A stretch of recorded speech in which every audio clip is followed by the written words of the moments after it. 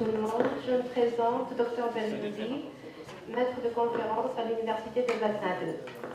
Alors, le travail que je vais vous présenter, c'est RPPL, une lectine fongique recombinante, évaluation du potentiel dans le traitement du cancer du poumon. Donc, je vais commencer par une petite introduction.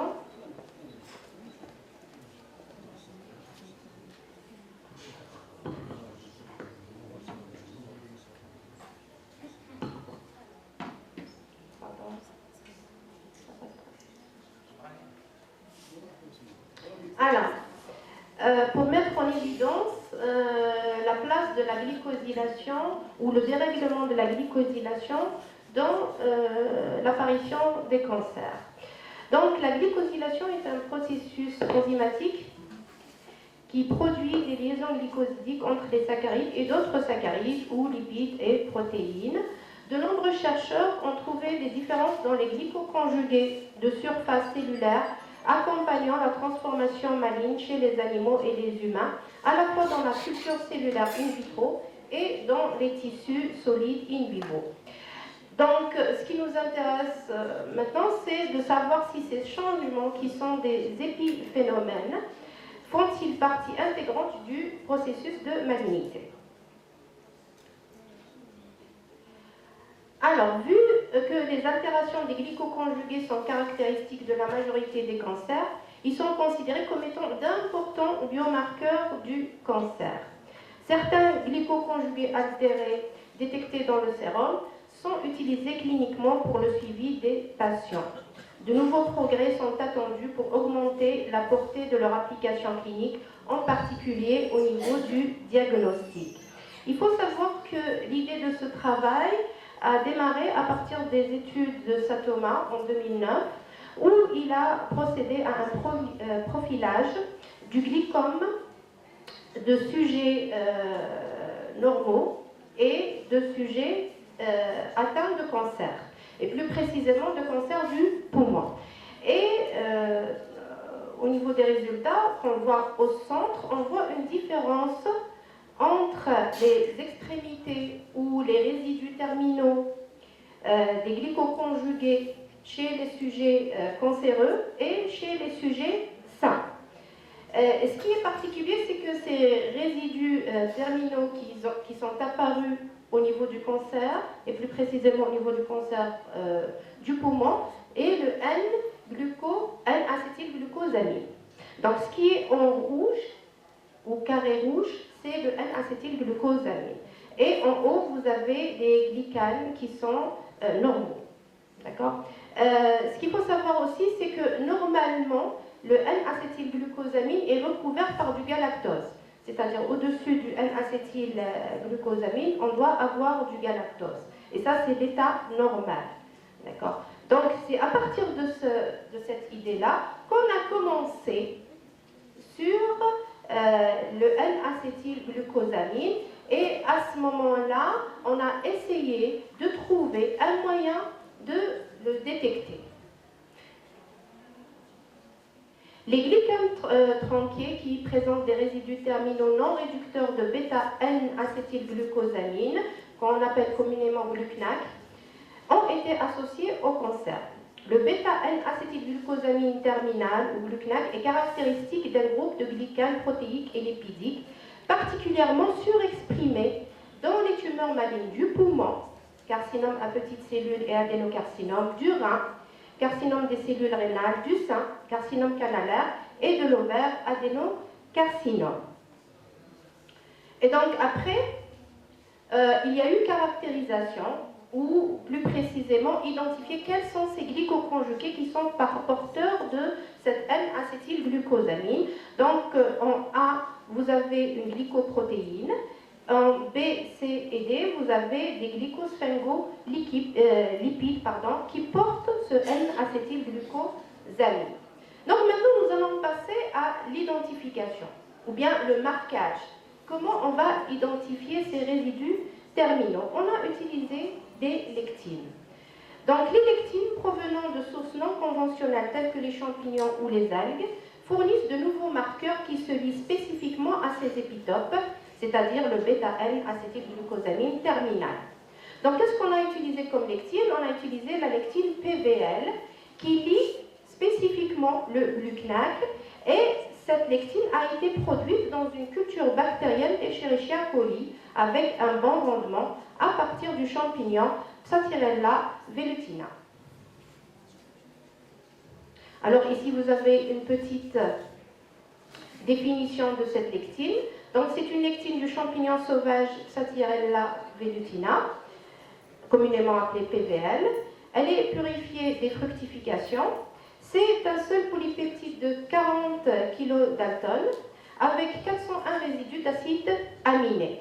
Il reconnaît spécifiquement les glycanes contenant le N-acétylglucosamine, et avec moins de spécificité, il peut identifier aussi ou marquer l'acide N-acétylneuraminique, communément appelé l'acide sialique. Et il y a une spécificité en plus, il reconnaît plus spécifiquement le bêta-N-acétylglucosamine terminal lié avec une liaison 1,6 ou bien 1,3, mais faiblement celle avec une liaison 1,4. Donc ici, vous avez représenté une structure cristalline de la PVL native extraite du champignon. Il faut savoir que la forme recombinante a été produite au niveau du CERMAT, c'est-à-dire au niveau du centre de recherche sur les macromolécules végétales. On a utilisé Escherichia coli. Alors, bien sûr, il a deux ligands, le N-acétylglucosamine et l'acide sialique, et il s'avère que la production de PVL sous forme recombinante a été purifiée sur colonne avec du glucnac. On a produit environ 2 mg par litre de culture avec une bonne stabilité, c'est-à-dire une dénaturation à 56 degrés et stabilisée par le ligand qui est bien sûr le N-acétylglucosamine. Alors, pour ce qui est de la production de la lectine, elle s'est faite au niveau du CERMAT. Mais pour ce qui est de l'application, c'est-à-dire l'utiliser pour le marquage, cela s'est fait au niveau de l'IAB, toujours à l'université de Grenoble, donc Institute of Applied Biosciences. Et on a fait le marquage sur deux niveaux.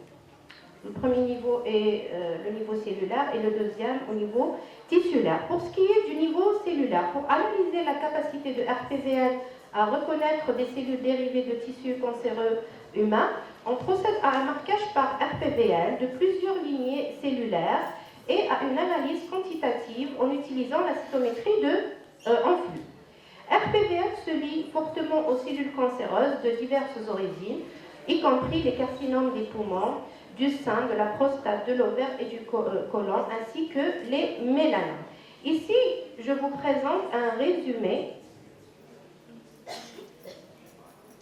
des lignées de cellules tumorales qui ont été utilisées et des conditions de culture cellulaire testées. On a utilisé 13 lignées cellulaires du poumon, de l'ovaire, du sein, du rein et de la peau. Et pour ce qui est des conditions, on a étudié l'effet dose en utilisant notre lectine qui est RPVL, comme on a utilisé aussi une deuxième lectine, c'est-à-dire qui va marquer le galactose pour faire la différence entre un sujet sain et un sujet cancéreux. On a utilisé aussi la condition de l'effet de l'inhibiteur en utilisant bien sûr le glucnac pour RPVL et le galactose pour PARL. Et on a utilisé aussi l'effet de l'enzyme, puisqu'on a utilisé une sialidase qui va inhiber ou bloquer l'acide sialique et le N-acétylglucosaminidase qui va bloquer le glucnac.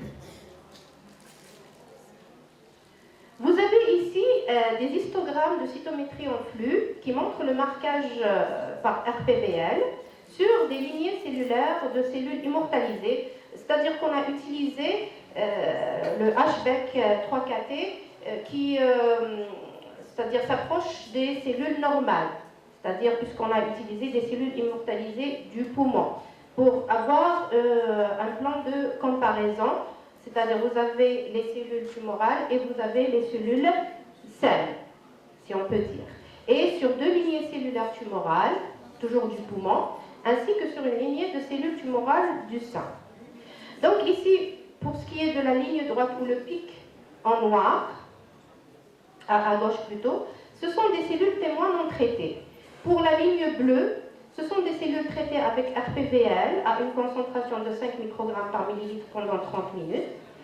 Et vous avez la ligne rouge où nous avons utilisé l'inhibiteur, qui est le glucnac à 100 millimolaires, et la ligne verte auquel on a fait un pré-traitement à la cyaridase. C'est-à-dire, en résumé, c'est pour mettre en évidence la spécificité de RPVL pour le glucnac plutôt que l'acide cyanique. Et bien sûr, pour différencier entre une cellule normale et une cellule tumorale. Donc ici aussi, vous avez l'immunofluorescence. Donc ici, on voit bien que lorsque nous utilisons du RPVL, on voit un marquage, une fluorescence, alors que dès que nous utilisons l'inhibiteur qui est le glucnac avec 100 millimolaires, on voit l'extinction de la fluorescence. Au niveau tissulaire, on procède à un marquage histochimique par RPVL de tissus sains et cancéreux. Donc, on remarque qu'un faible marquage a été observé sur une partie des carcinomes épidermoïdes pulmonaires et des adénocarcinomes pulmonaires.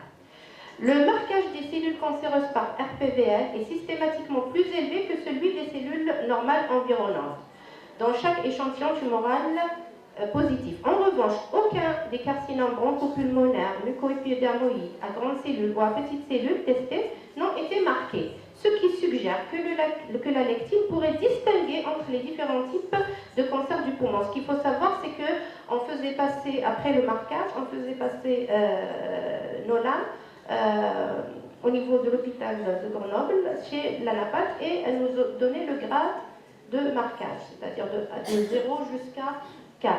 Donc, on savait que selon le sous-type, on avait des marquages différents pour le cancer du poumon. Donc, ici, après optimisation, on voit bien qu'au niveau de l'adénocarcinome, on visualise très bien les zones saines et les zones tumorales. Donc, ça, c'était la meilleure photo que j'ai obtenue. Donc, c'est le marquage par immunohistochimie avec la lectine RPVL glutinylée à 5 microgrammes par millilitre, du bloc paraffiné d'une biopsie humaine d'un poumon sain. Donc, pour A, B, C, c'est un poumon sain. Pour B, C et D, D, E et F, plutôt, c'est un adénocarcinome pulmonaire. Et bien sûr, ici, c'est toujours un marquage avec RPVL qui met en évidence la différence selon le sous-type. Nous allons avoir des marquages qui vont être différents selon le sous-type de cancer du poumon. Alors, pour ce qui est de la conclusion, vu sa capacité à fixer les résidus terminaux non réducteurs de bêta-N-acétylglucosamine, RPVL est considéré comme étant un marqueur d'intérêt pour les cellules cancéreuses. Le marqueur histochimique par RPVL pourrait être un outil puissant aidant à l'analyse pathologique des cancers non actifs cellules du poumon humain, ainsi que du cancer du sein et des carcinomes du côlon. Cela nécessitera une validation supplémentaire sur les grandes cohortes de patients. Plus particulièrement, l'analyse à plus grande échelle permettrait d'établir une corrélation avec le pronostic des différents sous-types de tumeurs.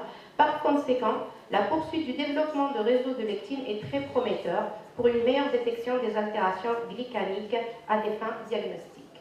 Merci pour votre attention. Merci, docteur Benjouli.